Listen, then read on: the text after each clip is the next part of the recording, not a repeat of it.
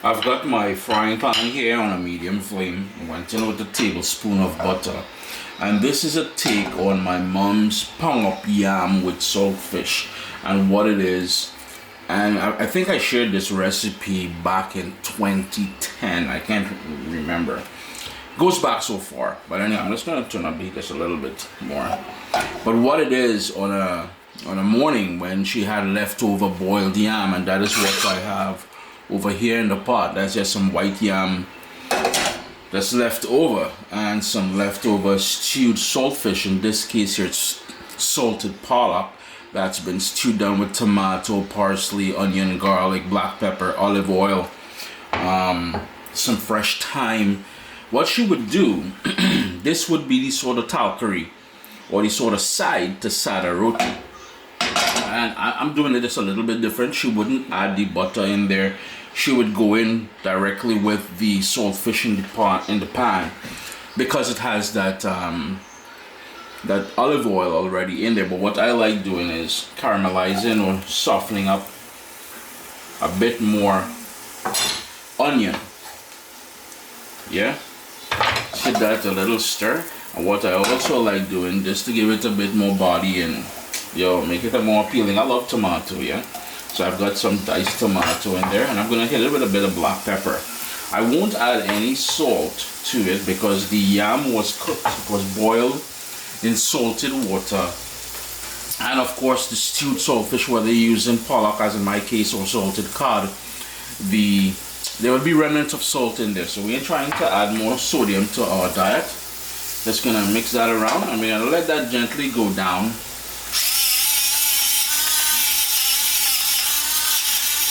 Of course you need some black pepper, as I said. I'm gonna turn my heat down to medium low, and I'm gonna let that soften up before we add the stewed saltfish into the pot to add even more flavor. It's been about 3 minutes, so now I'm gonna add the salted cod, the prepared saltfish.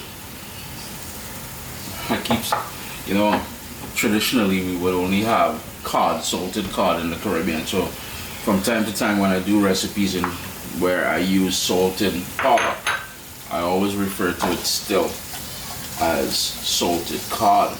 But you know what I'm talking about, right? So we're just gonna heat this through now, and we want this to warm up. In the meanwhile, while that happens, pong up means pounded, right?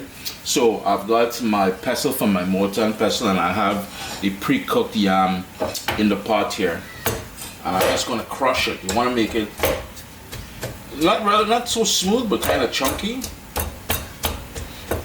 And then this is going to then be added to the sort of saltfish that we have over there that's being reheated.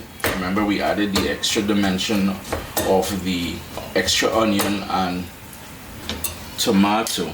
Just going to give that a little scrape like that. So, and then this in a couple minutes is going to be added to the pot. So in goes the Pong-Up Yam into the pot now.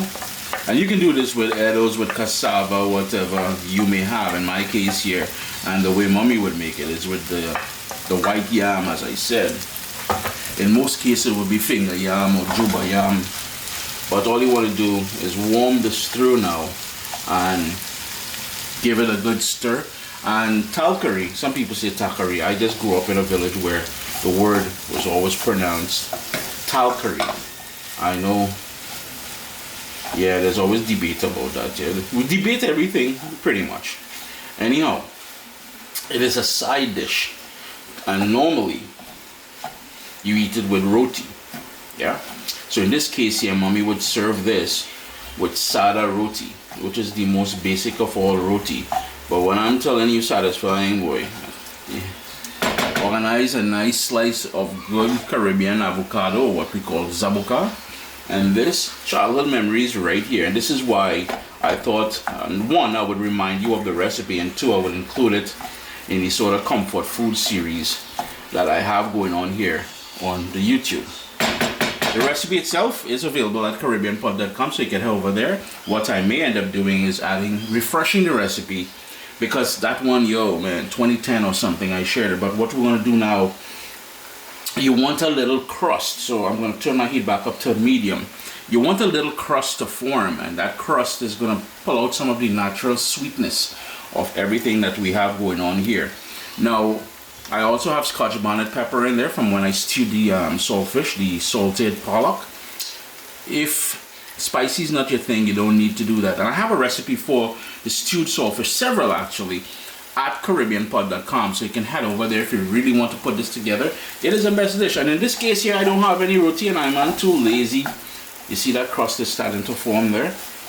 I'm too lazy to play with flour at this point, so I'm making no roti. But this is going to be my lunch today, and you know, it's Lent, so maybe it could be considered a fish dish for your Lenten season. Sup, soldiers? Listen, if you enjoy this recipe, I'd really appreciate it if you hit subscribe and click that bell notification thing. If you've made the recipe, take a picture and send it to me. Email address down here. I mean, trying to tell people the email address, them butts will take the address and do all kind of thing with it. And tag me on Instagram at Caribbean Pod. I really appreciate you guys, and thanks for being in my kitchen with me today. Irene? And there's that sort of crust that's forming on the bottom there, so I'm using my spoon and I'm gonna scrape that. Yeah, it only takes about 3 or 4 minutes. Well, maybe let's give it about 4 or 5 minutes, because I really want to develop that crust. Chris here, CaribbeanPod.com. A childhood memory here. Yo, going back, man, real years, boy. Real years. But anyhow, I hope you guys get an opportunity. And you know, if you have leftover yam, if you have leftover green banana, cassava, those dasheen, taro, any one of those things will work. It's just a nice little something to put together, man. So I'm not going on talking. This is lunch. This is lunch. Alright? Alright.